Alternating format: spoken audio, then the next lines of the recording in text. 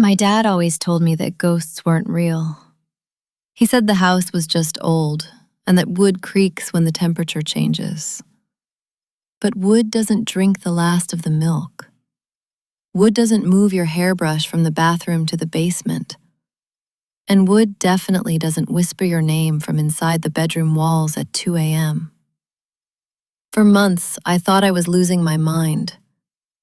I didn't know that a monster was living just 3 inches away from me, watching me through the cracks in the drywall. It was 1986. I was 15 years old, living with my dad and my sisters. Life was normal until I went on a single date with a boy named Daniel. He was strange. He didn't look like his picture, and he didn't talk much. I told him I didn't want to see him again. A few weeks later, the glitches started. It began with small things. I'd come home from school and the TV would be on a different channel. Or I'd find a window unlocked that I knew I had closed. My dad, Frank, was a tough guy. He didn't believe in paranormal stuff. He told us to stop being messy and to pay attention. But then, the noises started. Thumping, scratching. It sounded like it was coming from inside the walls. Not the attic, not the basement, literally inside the space between the rooms. By December, the house felt heavy. One night, my sister and I were sitting in the living room when we saw the basement door creak open on its own. No one was there. Then we started finding messages, not written in ink, but in ketchup and mustard on the kitchen walls. Terrifying, nonsensical words. My dad finally started to get worried. He searched the house top to bottom. He checked the locks. He stayed up late with a flashlight. But every time he searched, he found nothing. The house was sealed tight. We felt like we were being haunted by a ghost that knew our every move. The worst part was the smell. A sour, dirty smell that would drift out of the closets and then disappear. We called it the ghost smell.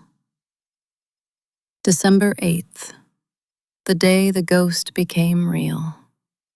My dad was fed up.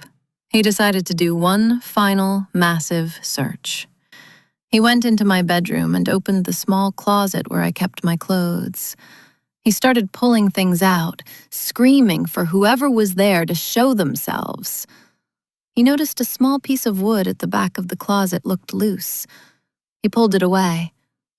There, crouched in a tiny, dark crawl space, was a person. It was Daniel. He was wearing a long, dirty wig. His face was painted white like a ghost. He was holding a hatchet and a heavy wrench, tools he had stolen from our own garage. He had been living in a space so narrow he could barely turn around, just so he could be near us. He didn't run. He jumped out and grabbed us. He forced my dad, my sister, and me into a bedroom at hatchet point. He looked insane. His eyes were wide, and he was breathing like an animal. My dad was a hero. He stood between us and the hatchet, shouting at Daniel to distract him.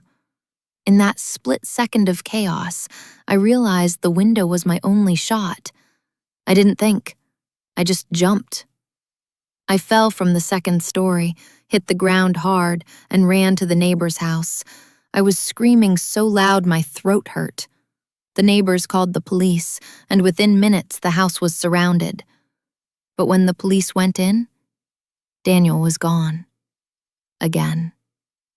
They searched for hours. They thought he had slipped out the back. The police were about to leave when an officer noticed something odd about the kitchen cabinets. He pulled a drawer all the way out and looked behind it. Daniel was wedged behind the kitchen cabinets, folded like a piece of paper. He had been listening to the police search for him the whole time. They dragged him out in handcuffs. Later, they found his nest in the walls. He had blankets, some of our stolen food, and even some of our personal photos. He had been there for months. Daniel LaPlante went to jail, but he eventually got out on bail and committed an even worse crime later on. But for us, the horror was that he was never a ghost.